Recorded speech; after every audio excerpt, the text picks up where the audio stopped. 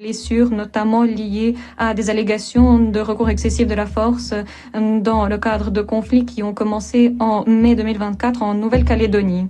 Des formations ont-elles été dispensées pour les personnes qui travaillent dans les territoires d'outre-mer? Et dernière question quant à cette question.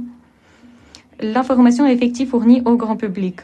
Fournir des informations en temps et en heure sur le nombre de procédures ayant été finalisées sur le plan disciplinaire et pénal, des décisions de justice, des condamnations, des peines imposées pour les agents de maintien de l'ordre qui auraient été abusés de leur autorité serait essentiel pour restaurer la confiance envers le système.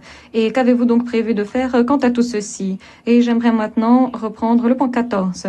Interdiction de la torture. Dans les dernières observations générales, nous avions émis les recommandations suivantes. Ce que des efforts soient déployés pour réduire la surpopulation carcérale, particulièrement dans les territoires d'outre-mer. Et nous nous félicitons de la création de ce nouveau droit d'appel. C'est une étape positive franchie. Néanmoins, il nous a été dit que de nombreux défis entravent sa pleine utilisation et ne permettent donc pas à ce droit d'aboutir à des conséquences positives. Des préoccupations ont été exprimées quant au fait qu'il y a toujours un problème de surpopulation carcérale conjugué à des conditions de détention indignes en métropole et dans les territoires d'outre-mer. Le comité prend note de la décision de justice de 2020 de la Cour européenne des droits de l'homme dans l'affaire GMB et autres contre la France. La Cour y avait d'adopter des mesures générales pour éviter la surpopulation carcérale. Et nous prenons note en outre du fait que le comité de ministres du Conseil de l'Europe, en mars 2024, quant à ces mesures générales, a dit ce qui suit: la situation pénitentiaire dans les prisons s'est détériorée plus avant.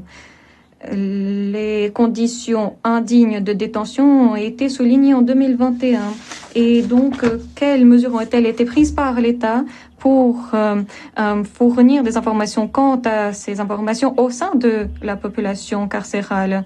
Des informations sur la création de ces nouveaux outils juridiques faciles d'accès ont-elles été envoyées? Avez-vous fourni une aide juridictionnelle aux détenus qui ne pouvaient pas couvrir les frais d'avocat ou l'impôt judiciaire?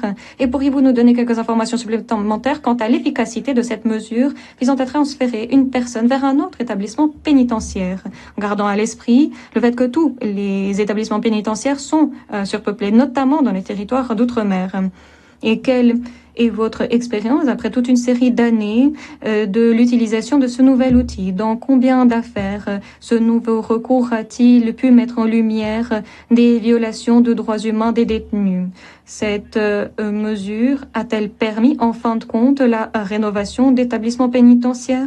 Et quelles nouvelles mesures l'État partie est-il en train d'envisager pour lutter contre la surpopulation carcérale et les conditions inadéquates de détention, conformément aux obligations qui lui incombent en vertu du pacte et d'autres normes internationales? Des mesures sont-elles prévues pour l'utilisation d'autres solutions à la détention ou pour un usage plus restreint de détention en dernier recours? Je vous remercie de votre attention.